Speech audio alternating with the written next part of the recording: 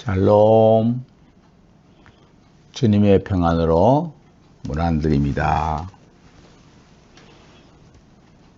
영적 각성을 위하여 드리는 산상본 강의 네 번째는 의에 줄이고 목마른 자의 복에 관한 말씀입니다. 먼저 본문을 함께 읽어보도록 하겠습니다. 마태복음 5장 6절이요. 의에 줄이고 목마른 자는 복이 있나니 저희가 배부를 것이며. 예수님께서 산에까지 따라온 제자들에게 그들이 쉽게 이해할 수 없는 말씀들을 지금 주고 계십니다. 한마디 한마디가 깊고 오묘한 뜻이 담겨 있기 때문에 성경으로 깨우쳐주지 않으시면 도저히 못 깨닫습니다.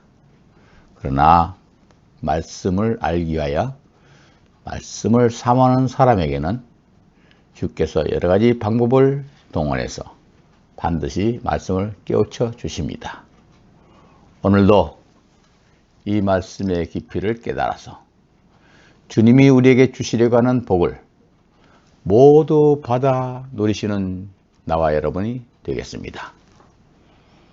오늘도 말씀을 결론부터 드리겠습니다. 의에 줄이고 목마른 자는 복이 있나니 저희가 배부를 것이며. 먼저 배부르게 되는 말씀부터 이야기하겠습니다. 이 말씀은 창조주가 아니면 할 수 없는 놀라운 약속의 말씀이지요. 한마디로 영혼도 육신도 아무 부족함이 없이 만족함을 보장하시겠다는 말씀이기 때문입니다. 누가 이런 약속을 할 수 있겠습니까? 요한복음 6장 35절 말씀을 보겠습니다. 내가 곧 생명의 떡이니 내게 오는 자는 결코 줄이지 아니할 터이요 나를 믿는 자는 영원히 목마르지 아니하리라. 이렇게 말씀하셨습니다. 한마디로 예수님의 입에서 나온 말씀들은 우리의 영혼도 우리의 육신도 부족함이 없게 하시는 생명의 양식이라는 말입니다. 이제 이 말씀을 듣고 깨닫는 모든 사람들은 인생의 모든 갈등도 다 사라진다는 것입니다. 안정되고 보람되고 즐거운 삶을 보장한다는 것입니다. 여러분, 시편 107편 9절에 이렇게 말했죠. 저가 사모하는 영혼을 만족해 하시며 줄인 영혼에게 좋은 것으로 채워주심이로다. 영적인 만족뿐 아니라 모든 삶의 만족함을 얻게 된다는 것입니다. 인생의 진정한 배부름과 만족은 여러분 오직 예수님 말씀에 있습니다. 그의 입으로 나온 모든 말씀으로 다 채워집니다. 예수님께서 공생애를 시작하시기 전 40일을 금식하시고 마귀와 인류의 세 가지 문제를 놓고 대접전을 벌이십니다. 하나님 아들과 사단과 대접전은 이 세상 경제 문제, 정치 문제, 종교 문제였습니다. 마태복음 4장 1절로 11절과 누가복음 4장 1절로 13절을 참조하시기 바랍니다. 마귀는 예수님에게 제일 먼저 인류의 경제 문제, 즉 떡 문제를 시험합니다. 내가 만일 하나님의 아들이거든 이 돌들에게 명하여 떡덩이가 되게 하라. 이렇게 말합니다. 이렇게 사탄이가 다짜고짜 돌들에게 명하여 떡덩이가 되게 하라. 이렇게 말하는 것은 뭔가 배경이 있습니다. 예수님은 인류를 심판하러 오실 뜨인 돌이십니다. 다니엘서 2장 34절에 있는 말씀 한번 같이 읽어보고 말씀드리겠습니다. 또 왕이 보신즉 사람의 손으로 하지 아니하고 뜨인 돌이 신상의 철과 진흙의 발을 쳐서 부서뜨리매 이 예언의 말씀을 지금 시간 때문에 다 말씀드리지 못합니다만은, 한마디로 말하면 인류 마지막 때 예수님은 우주적인 뜨인돌이 되셔서 이 세상에 오시고 세상의 황금과 우상과 충돌하여 부서뜨려서 다 가루로 만든다는 예언의 말씀입니다. 그런데 사탄도 이 정도의 말씀을 알고 있습니다. 그래서 사탄은 내가 만약 하나님의 아들이라면 너의 도래 경제 정책을 한번 말해봐라, 이런 말입니다. 이때 예수님은 지체하지 않으시고 이렇게 말씀하십니다. 사람이 떡으로만 살 것이 아니요 하나님의 입으로 나오는 모든 말씀으로 살 것이라. 여기에 관해서 자세한 사실은 나중에 시간 별도로 마련하겠습니다. 여기서 우리가 반드시 알아야 할 것은 인류가 먹고 마시고 살아야 하는 경제 문제는 하나님의 모든 말씀이라는 것입니다. 부분적인 말씀이 아니라 모든 말씀입니다. 하나님의 모든 말씀을 믿고 사랑하고 받아들이고 죄하러 사모하면 그 사람의 영혼도 육신도 만족하고 배부르게 해 주신다는 약속입니다. 주님은 이 약속대로 2000년이 넘도록 말씀을 사모하는 모든 나라들에게 배부르게 하셨습니다.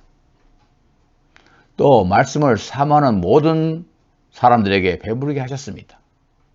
그런데 문제는 너무 배불러서 오히려 하나님께 감사를 드리지 않고 잊어버립니다. 하나님을 영화롭게도 하지 않습니다. 이것이 마지막 때 큰 문제고 심판의 대상이 됩니다. 그래서 이 시대에 영적 각성이 절대 필요한 때입니다. 여러분, 그러면 두 번째, 의에 줄이고 목마른 이야기를 하도록 하겠습니다. 먼저 성경이 말하는 의를 이해할 수 있어야 합니다. 성경에서 말하는 의란 하나님의 선하심과 인자하신 성품을 말하기도 하고, 또 하나는 하나님의 말씀의 뜻을 말하기도 합니다. 주님이 산상보훈 중에 팔복 중에 의에 관하여 두 번 말씀하십니다. 10절에서 의를 위하여 핍박을 받는 자라는 말이 나옵니다만 뜻하는 바가 오늘 본문과는 다릅니다. 10절에서 의는 옳은 행위, 믿음의 행위, 정의로운 행위에 관한 의를 말합니다. 10절의 의는 그때 가서 자세히 말씀드리겠습니다. 그러나 오늘 본문 6절에 의에 줄이고 목마른 자는 하나님의 말씀의 뜻을 알고자 하는 목마름을 말합니다. 내 삶의 목표가 오직 하나님의 말씀을 깊이 깨닫고 그 뜻을 알고 순종하려는 데 두는 것을 말합니다. 이런 사람은 모든 삶에 만족할 만한 배부름을 받게 된다는 놀라운 약속의 말씀입니다. 우리 인생들은 원래 하나님의 형상으로 창조함을 받았습니다. 우리의 영혼은 하나님의 영으로 창조함을 받은 것입니다. 그래서 우리의 속사람에게, 우리의 영혼 속에 진리가 가득했습니다. 말씀의 사람들이었습니다. 그런데 사탄 마귀 강도에게 우리의 모든 것을 빼앗겼지만 그 중에 한 가지 진리의 말씀까지도 도둑맞아 버렸습니다. 그리고 도둑맞아서 빈 마음속에 비진리, 즉 세상 지식을 대신 채워놓고 스스로 위로받고 살아왔습니다마는 세상의 지식은 우리의 영혼을 채워주지 못합니다. 이제 여러분은 의에 줄이고 목마름의 그 뜻이 무엇인지 이해가 되었습니다. 이 말씀을 주님께서 산에 올라가서 제자들에게 하시는 의미는 두 가지 뜻이 있습니다. 첫째는요, 죽은 영이 살아나면 진리의 목마름을 느끼게 된다 하는 것입니다. 그러니까 산에까지 올라온 제자들에게 주님께서는 심령이 가난한 상태를 말해 주었고, 애통해야 되는 문제를 말해 주었고, 왜 온유한 사람이 땅을 차지하는지 말씀해 주셨습니다. 이 과정을 거치면 죽은 영이 살아나게 됩니다. 이제 오늘 이 네 번째 말씀은 의에 줄이고 목마른 자가 받는 복은 죽은 영이, 의식이 살아난 사람, 각성된 사람에게 주시는 복음입니다. 누구든지 영이 살아나면 하나님의 말씀과 그 뜻을 알기 위해서 배고프고 목이 말라지게 됩니다. 죽은 상태에 있을 때는 먹고 싶은 욕구도 마시고 싶은 욕구도 없습니다. 살아있으면 저절로 생기는 욕구입니다. 이 사실을 이해하려면 갓 태어난 아기를 보시면 알 수 있지요. 갓난 아기를 안아주면 처음에는 방실방실 웃습니다. 조금 후에 입맛을 다지면서 울음을 터뜨립니다. 그것은 그가 배가 고프다는 신호입니다. 그것은 그 생명력이 지금 왕성하게 자라나고 있다는 증거입니다. 여러분, 우리의 영이 거듭나서 살아가려면 이와 같이 젖을 사모하듯이 하나님의 말씀을 반드시 사모하게 됩니다. 베드로전서 2장 2절 말씀 보면은 갓난 아이들 같이 순전하고 신령한 젖을 사모하라. 이는 이로 말미암아 너희로 구원에 이르도록 자라게 하려 함이라. 말씀을 사모하지 않으면 영은 자라날 수도 없고 반드시 배고파 목말라 죽습니다. 자, 말씀을 떠나 종교 생활에 안주하고 있는 사람들은 아직 영원히 죽은 사람입니다. 영적 각성이, 대각성이 일어나야 영원히 살아납니다. 우리의 영혼이 살아나려면 얼마만큼 말씀을 사모해야 하는지 아십니까? 시편 19장 10절에는 금 곧 많은 정금보다 더 사모할 것이며 그랬습니다. 정금이 뭐냐면 사람들이 생명보다 좋아하는 돈입니다. 돈보다 말씀을 더 사모해야 됩니다. 그러면 마귀가 우리에게 빼앗아가버린, 도둑질해 가버린 모든 부경화까지 다 찾게 된다는 것이 오늘의 이 말씀입니다. 자, 오늘 주신 말씀을 다시 한번 되새겨 보면 이렇습니다. 중요한 뜻은 이렇습니다.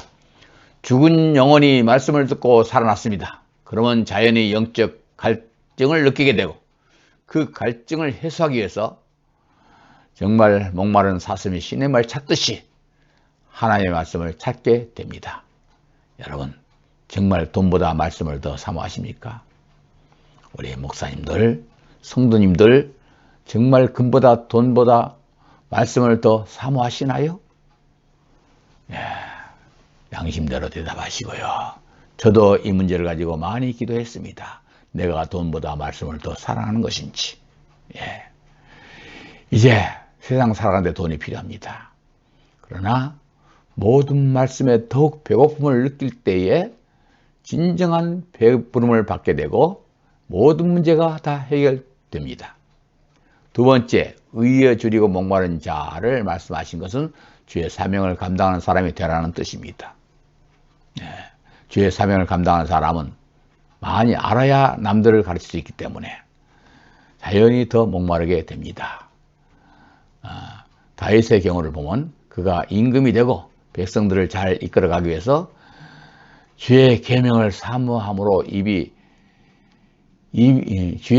계명을 사모함으로 입을 열고 헐떡였나이다 라고 말합니다. 헐떡거렸습니다. 하나님의 뜻을 알려고. 자, 사랑하는 성도 여러분, 그러면 지금 우리의 사명은 무엇입니까?